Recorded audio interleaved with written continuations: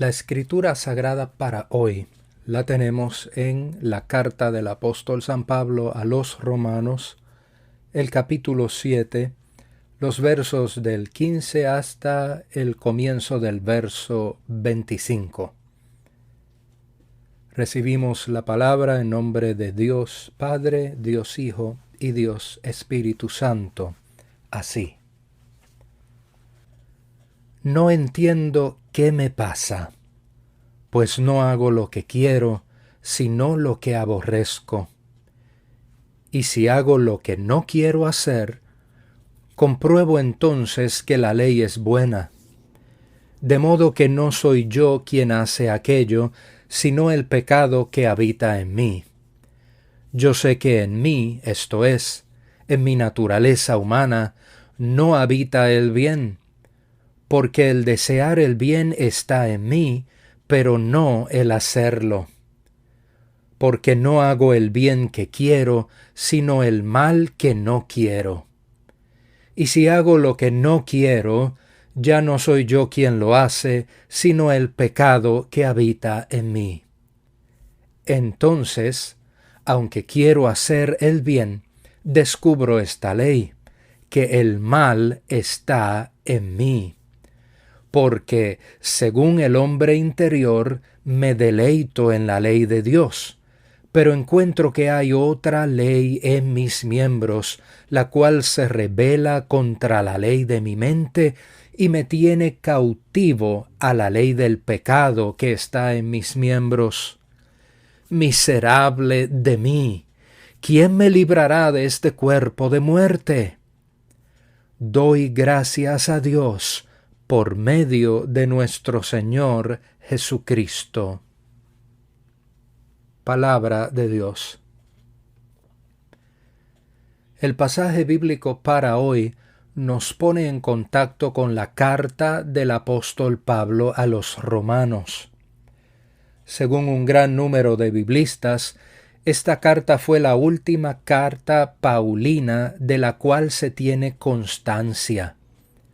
Comparándola con las demás cartas que tenemos de Pablo, es una carta más extensa y profunda. Otras cartas que tenemos de él generalmente atienden situaciones particulares de las iglesias en las que Pablo sirvió como pastor. En este caso, Pablo escribió a una iglesia que él no conocía personalmente, por lo cual esta carta sirvió como carta de presentación de sus ideas, su teología y sus enseñanzas. La porción de texto señalada para hoy es parte de una larga y complicada exposición del problema de la humanidad sin Cristo, el papel que con eso juega la ley hebrea y lo que Dios hizo y hace para atender la situación.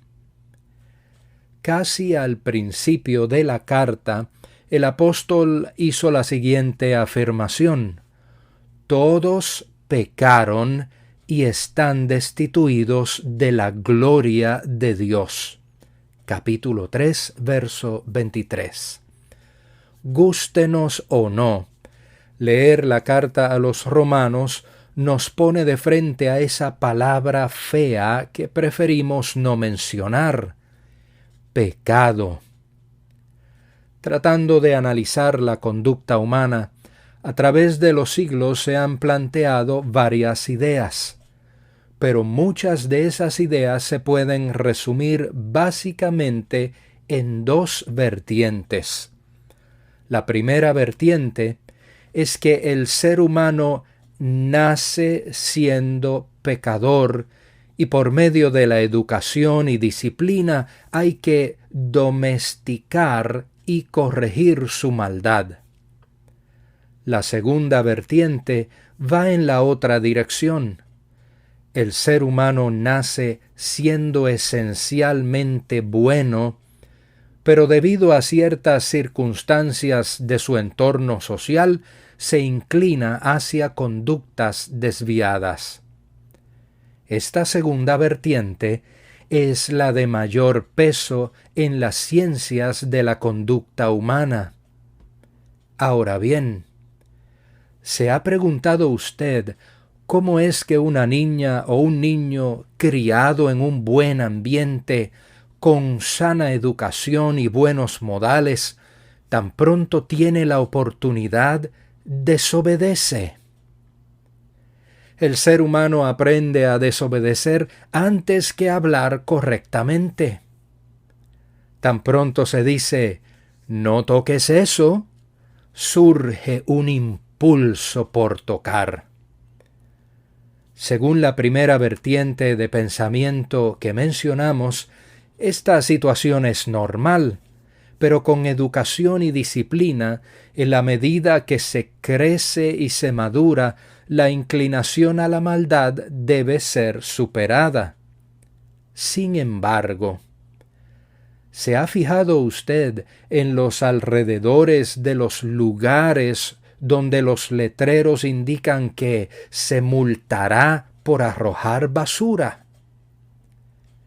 ¿Se ha fijado también en la actitud temeraria y retante de quienes insisten en no seguir directrices indispensables para reducir la curva de contagios de coronavirus en nuestra población?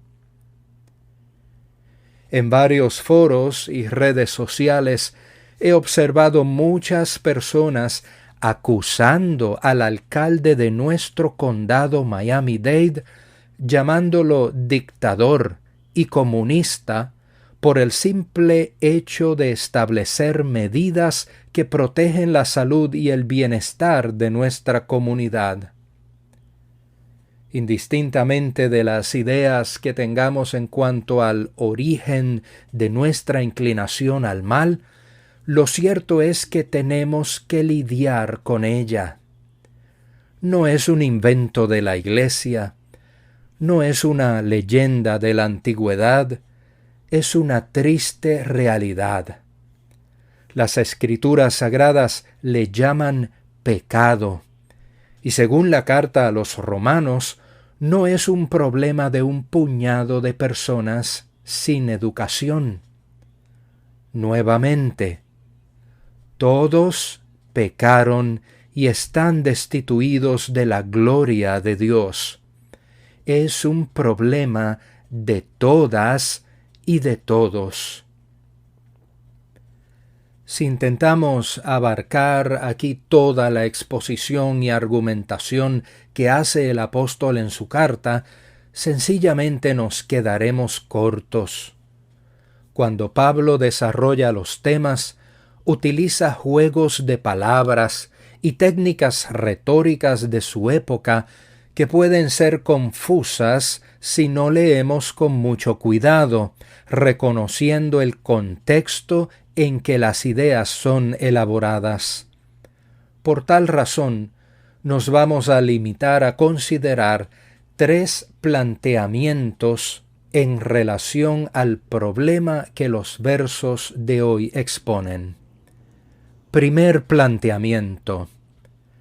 Normalmente tenemos la creencia de que pecado son cosas que se hacen, acciones particulares que se llevan a cabo. De esas acciones, las que rápido vienen a nuestra mente son robar, matar, mentir.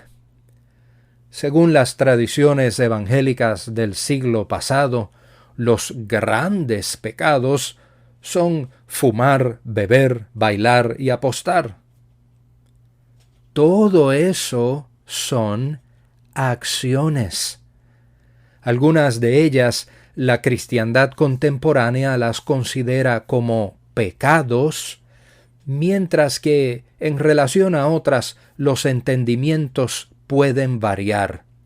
Aún así, siguen siendo acciones.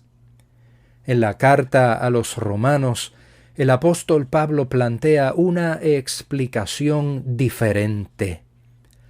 Pecado es una condición. Las malas acciones son los síntomas de esa condición. Por ejemplo, dolor de cabeza no es catarro. Fiebre no es catarro. Congestión no es catarro. Dolor de garganta y tos no es catarro. Todos esos son síntomas del catarro. Por esa razón, tan pecador es quien dice una mentirilla como quien comete una masacre. Recuerden lo que citamos anteriormente. Todos pecaron. A eso la tradición teológica de San Agustín le llama pecado original, y nuestra tradición reformada le llama depravación total. Segundo planteamiento. La condición del pecado manifiesta una gran contradicción en la vida. Se puede saber lo que está bien y lo que está mal, pero a la hora de hacer, las cosas pueden salir completamente a la inversa. Decía el texto bíblico: yo sé que en mí, esto es, en mi naturaleza humana, no habita el bien, porque el desear el bien está en mí, pero no el hacerlo, porque no hago el bien que quiero, sino el mal que no quiero. Pablo manifiesta un profundo sentimiento de incapacidad, la frustración de enfrentarse a esa horrible realidad. ¿Cuántas veces nos encontramos que, sabiendo lo bueno que hay que hacer, no lo hacemos? ¿Cuántas veces nos ocurre que, despreciando una acción particular, continuamos llevándola a cabo? El problema que Pablo describe en estos versos no es otra cosa que un retrato de la lucha interior que tenemos que enfrentar día a día. Y esa lucha es la que lleva a Pablo a expresarse como nunca hubiéramos imaginado que un apóstol se expresaría, diciendo: «Miserable de mí». Tendemos a definir miseria en términos de ausencia o insuficiencia de recursos económicos, pero Pablo aquí define la miseria en términos de la incapacidad de vencer y superar la condición pecaminosa. La vida atada al pecado es miserable, desdichada, desafortunada, impotente, perdida, o en las palabras ya citadas, destituida de la gloria de Dios. Tercer planteamiento. Hay remedio. Hay esperanza. No estamos ante un callejón sin salida. Luego de manifestar su frustración y miseria, Pablo lanzó una pregunta que expresa un sentido de desesperación. ¿Quién me librará? ¿Quién me librará? Verso 24. ¿Será posible ser libre? ¿Será posible romper la atadura? ¿Será posible decidir y hacer lo bueno? ¿Será posible rechazar lo malo? ¿Será posible controlar y superar los síntomas de esta terrible condición? ¿Quién nos librará? La respuesta es simple y contundente. doy gracias a Dios por medio de nuestro Señor Jesucristo. Soli Deo Gloria. Les invito a orar así. Ayúdanos, oh Señor, a fijar la mirada en Jesucristo, el autor y consumador de nuestra fe, ahora y siempre. Amén.